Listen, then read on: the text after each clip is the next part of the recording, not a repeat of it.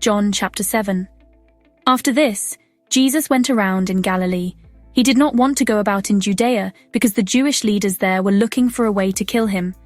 But when the Jewish Festival of Tabernacles was near, Jesus' brothers said to him, "Leave Galilee and go to Judea, so that your disciples there may see the works you do. No one who wants to become a public figure act in secret. Since you are doing these things, show yourself to the world." For even his own brothers did not believe in him. Therefore Jesus told them, "My time is not yet here. For you any time will do. The world cannot hate you, but it hates me because I testify that its works are evil. You go to the festival. I am not going up to this festival because my time has not yet fully come." After he had said this, he stayed in Galilee. However, after his brothers had left for the festival, he went also, not publicly, but in secret. Now at the festival, the Jewish leaders were watching for Jesus and asking, "Where is he?" Among the crowds, there was widespread whispering about him. Some said, "He is a good man." Others replied, "No, he deceives the people." but no one would say anything publicly about him for fear of the leaders. Not until halfway through the festival did Jesus go up to the temple courts and begin to teach. The Jews there were amazed and asked, "How did this man get such learning without having been taught?" Jesus answered, My teaching is not my own. It comes from the one who sent me. Anyone who chooses to do the will of God will find out whether my teaching comes from God or whether I speak on my own.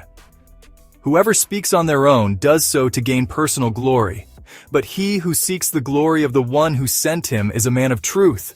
There is nothing false about him. Has not Moses given you the law? Yet not one of you keeps the law. Why are you trying to kill me? "You are demon-possessed." The crowd answered. "Who is trying to kill you?" Jesus said to them, I did one miracle and you are all amazed. Yet because Moses gave you circumcision, though actually it did not come from Moses but from the patriarchs, you circumcise a boy on the Sabbath. Now if a boy can be circumcised on the Sabbath so that the law of Moses may not be broken, why are you angry with me for healing a man's whole body on the Sabbath? Stop judging by mere appearances, but instead judge correctly. At that point, some of the people of Jerusalem began to ask, "Isn't this the man they are trying to kill? Here he is speaking publicly and they are not saying a word to him. Have the authorities really concluded that he is the Messiah? But we know where this man is from. When the Messiah comes, no one will know where he is from." Then Jesus, still teaching in the temple courts, cried out, Yes, you know me, and you know where I am from. I am not here on my own authority, but he who sent me is true.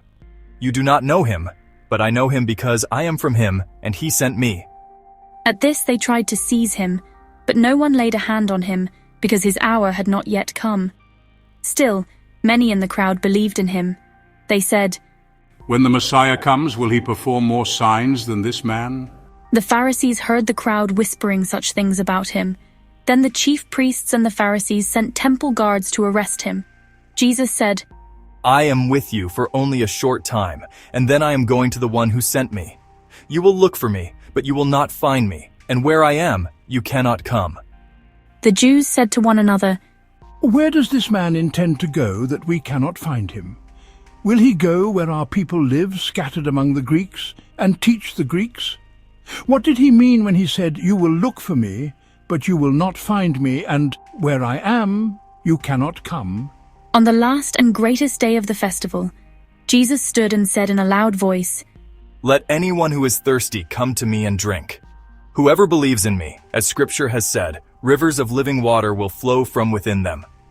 By this he meant the Spirit, whom those who believed in him were later to receive. Up to that time, the Spirit had not been given, since Jesus had not yet been glorified.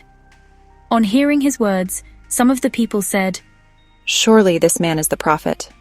Others said, He is the Messiah. Still others asked, "How can the Messiah come from Galilee? Does not Scripture say that the Messiah will come from David's descendants and from Bethlehem, the town where David lived?" Thus the people were divided because of Jesus. Some wanted to seize him, but no one laid a hand on him. Finally, the temple guards went back to the chief priests and the Pharisees, who asked them, "Why didn't you bring him in?" No one ever spoke the way this man does. The guards replied, "You mean he has deceived you also? The Pharisees retorted. Have any of the rulers or of the Pharisees believed in him? No. But this mob that knows nothing of the law, there is a curse on them. Nicodemus, who had gone to Jesus earlier and who was one of their own numbers, asked, Does our law condemn a man without first hearing him to find out what he has been doing?